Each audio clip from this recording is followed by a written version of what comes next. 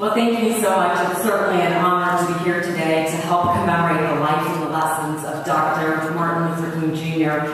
and also to celebrate this year's award winners. Of course, it's always hard to follow the governor, but I get to do it on occasion.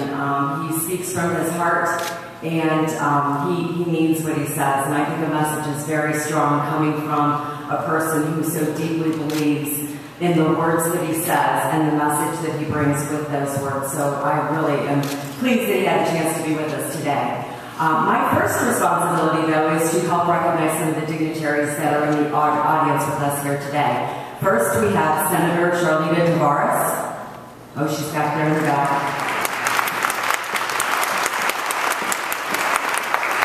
We have the Director of the Department of Administrative Services, Bob Blair.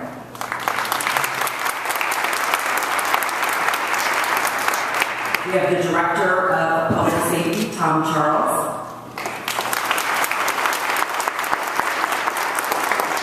And we have the Director of the Civil Rights Commission, Michael Payton.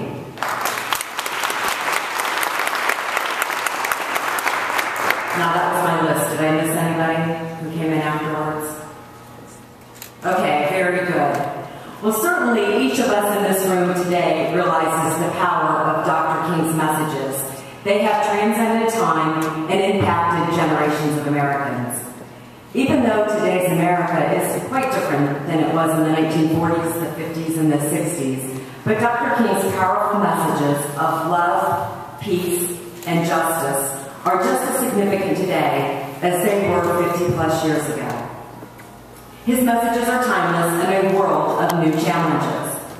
As a scholar, pastor, theologian, and Nobel Peace Prize winner, Dr. King touched the conscience of America with his dream of a better world for everyone. A world free of pain, suffering, prejudice, and discrimination. He taught not only through his powerful spoken words, but as the governor mentioned, also through his actions.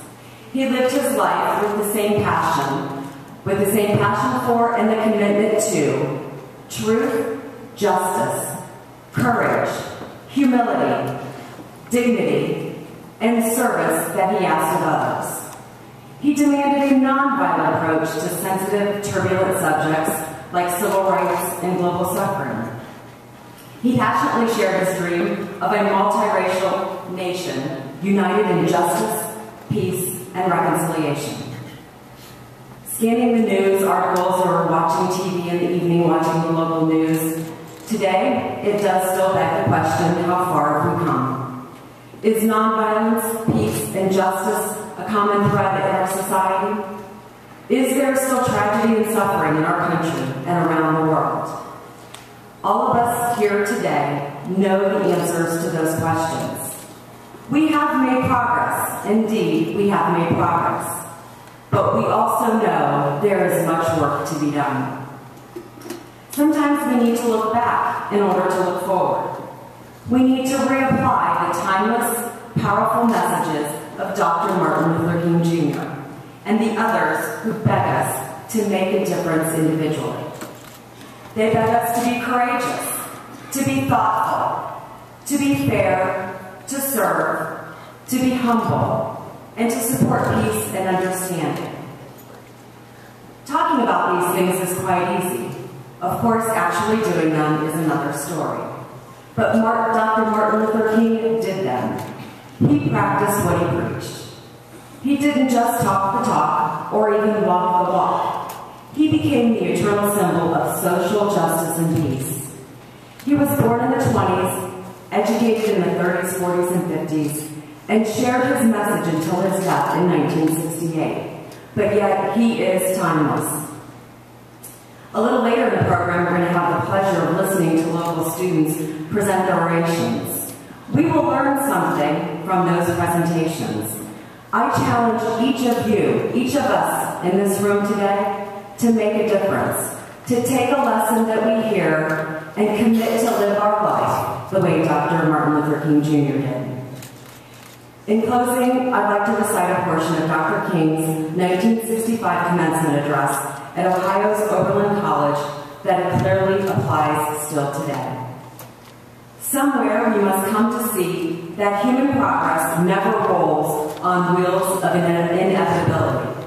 It comes through the tireless efforts and the persistent work of dedicated individuals.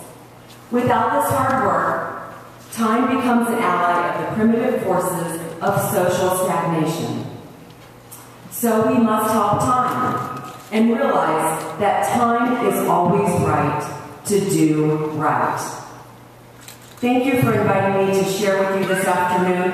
I congratulate all of our award recipients, and I certainly look forward to hearing from our students here in just a little bit. God bless all of you, and thank you for the invitation to celebrate with you.